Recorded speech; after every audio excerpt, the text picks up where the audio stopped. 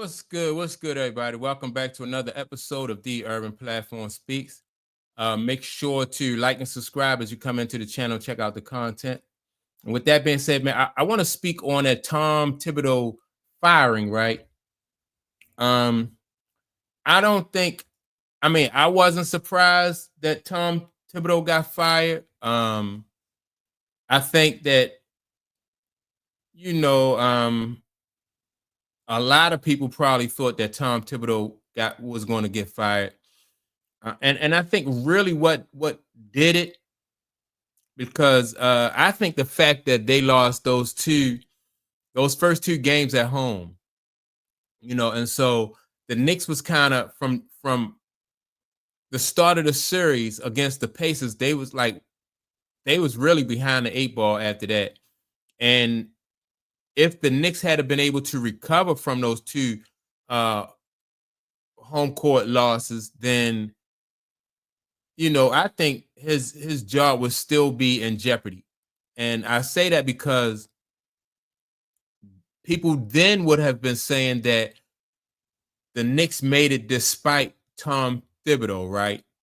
Because when you look at the way the Knicks play or the way he coached, he has been coaching the same way for his entire career. So if Tom Thibodeau has been coaching the same way throughout his entire career, and Brunson and Hart and all those guys would have been able to get past, that would have been a narrative, in my opinion, that they made it. They were successful despite Tom Thibodeau's coaching. Tom Thibodeau play his guys a lot of minutes. He play them a lot of minutes. So every time he get deep into the playoffs, you'll see his guys start to wear down, right? And the reason why they wear down is because, like, throughout the season, he don't use his bench enough. And then even throughout with that, he has a short rotation. And that short rotation sooner or later just catches up with you. Like Indiana played two or three different guys who really don't see a whole lot of time. So Indiana went deep into their into their bench. They went deep into their bench, deeper than what they usually go, because they know that Thibodeau, he don't go into his bench. So if this game would have went, this series would have went 7, his guys would have been fresher. Rick Carlisle guys would have been fresher. I thought Rick Carlisle just outcoached Thibodeau too, which really is not hard because Thibodeau is the kind of guy, he's like stubborn. Thibodeau has a formula, right? And he sticks to that formula. So the way he coach and the things he do are the things that he's going to do, and he's going to go down. That's how he's going to go down. But people have been saying for years that Tom Thibodeau is, he just wears his guys down. And then if they do make it to the playoffs and deep into the playoffs, that's what happens, right? And I think that that's just the way it is. Now, I thought going into this series, though, I thought that Indiana, because in my opinion, it's not all his fault, Tom Thibodeau's fault. But I just thought that Indiana coming into this series was going to pose big problems for Jalen Brunson, right? Because Jalen Brunson is an undersized guard. And you have him going up against guards who are, in this series, guards, Tyrese Halliburton is a lot taller than Brunson. Then when you put other people on Brunson one-on-one to make him work, what's the guy name? Is his name Neesmith or something like that? They have guys on their team that are bigger than Brunson and taller than Brunson. And so Brunson can't play bully ball with them. Like against the Celtics, if you put Pritchard on Brunson, Pritchard is about Brunson's size, right? And so Brunson can get physical with him and then get his shot off. So you can look for certain matchups against the Celtics, but if you switch, like if Neesmiths have to switch with Halliburton, then Halliburton can play him, and then they have other guys on Pacers who could stick with him, who was big. Like there wasn't a matchup that they could take advantage of, whereas though Brunson would be able to exploit that. Everybody on the Pacers team, basically, except for the what's the one guy that come off the bench, but I forgot the guy, and this guy got a mean mid range game, the white guy to come off the bench for Indiana, but they didn't. It wasn't a lot of guys where everybody just made Brunson work so hard, And I always say, small guards. The deeper you get into the playoffs with these small guards, the harder it is for these guys to operate because you're going up against guys now with the length. You got Pascal Siakam, then you got Naismith, then you got who Halliburton, like all of these guys, like you can't find a mismatch for Brunson. So everything that Brunson would have to he just had to work hard for it. He had to really work hard for it. And because Indiana had that luxury, they could play him all up and down the court. So the minute Indiana scores, somebody is picking Brunson up full court. It's just, it's so really wasn't too much that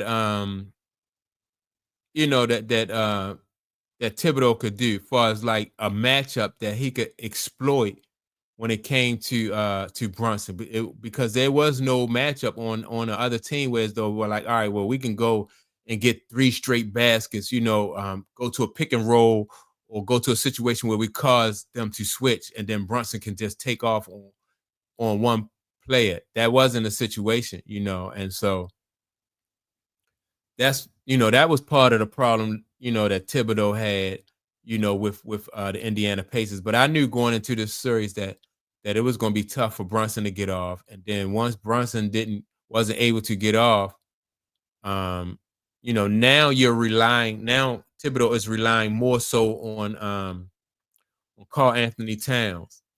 And I don't know if your job is on the line, like is Karl Anthony Towns like somebody you want to have to be reliant on, because Karl Anthony Towns sometimes his decision making, he get fouls at inopportune times. Sometimes he take his shot selection is not the best. So I don't know, Thibodeau was in a tough, not to make excuses for Thibodeau, but like what else could you do? You got a guard that's having a heck of a time getting a basket off out there. Then you got a guy who 7 feet tall, but he want to shoot a bunch of jumpers. And yeah, I just knew that, I would have been very surprised if the Knicks had got past Indiana. I just would have been surprised because that matchup was just not good for him. Like I didn't see a way where Brunson could expose anybody on that Indiana team. And so and it didn't help Thibodeau that he got outcoached by Rick Carlisle, because Rick Carlisle, like I said, he ran a whole bunch of people at Brunson. I don't even know, and I said this last year. Why have Rick Brunson bringing the ball up the court? He expending all that energy to try and beat like a defender the whole length of the court. Like, why do that? That all that energy, and then on top of it, then you don't go deep into your bench. So he, I don't know. He did get out coached in that series, but his back counter was against the wall because of like they didn't have much versatility as far as like what they could, like nothing where as though they could exploit against Indiana. And basically, I think, in my opinion, I think the Knicks lucky they didn't get swept. I don't need, like, if they had got swept, they may not have even let Thibodeau get like on that plane coming back home. I think they were like, you got to go now. But Yeah, I'm not surprised that Thibodeau got fired. He had a nice run there in New York, though. He'd been there for 5 years, and he did something in New York that they hadn't done in 25 years. He had more success recently than they've had in a long time. So, but I don't think I think, in my opinion, I think this is back to square one for the Knicks anyway. Like,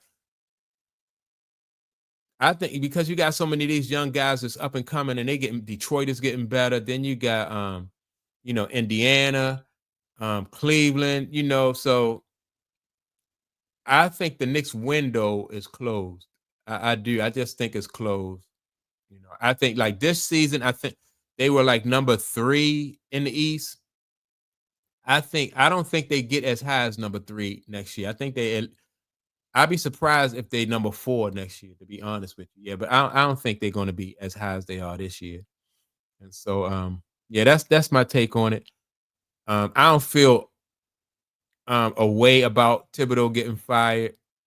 It is what it is.